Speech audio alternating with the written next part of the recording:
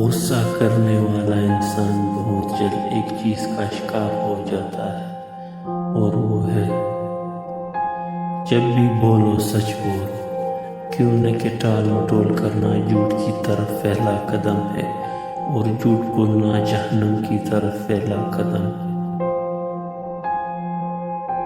ہمارے غصے کا سب سے زیادہ نقصان ہمیں ہی پہنچتا ہے۔ دوست کا انتخاب ایسے کرو جیسے بیوی کا کرتے، تاکہ صرف موت ہی آپ کو اس سے جدا کر سکے۔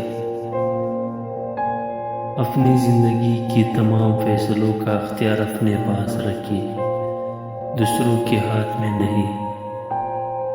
وعدہ صرف اس وقت کرے جب آپ کے اندر اسے پورا کرنے کی صلاحیت ہو۔ آج کل انصاف کے پیمانے امیروں کے لیے کچھ اور، غریبوں کے لیے کچھ اور ہے۔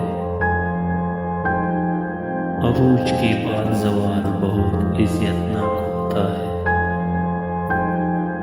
غصے میں کبھی تلخ کلامی نہ کرے، بلکہ خاموش رہے۔ اگر آپ اپنی کمزوری پر قابو پانا چاہتے ہیں تو اسے دوسروں پر ظاہر مت کریں۔ نیکی کرنے کے بعد لوگوں میں اس کا اعلان کرنا نیکی کو ضائع کر دیتا ہے۔ مستحق نہ ہونے کے باوجود انسان اپنی تعریف سے خوش ہوتا ہے۔ زیادہ حاصل کرنے کی خواہش میں اپنی جان خطرے میں ڈالنا حماقت ہے۔ محبت ایک خوبصورت جذبہ ہے جو انسان کو انسان سے محبت سکھاتی ہے۔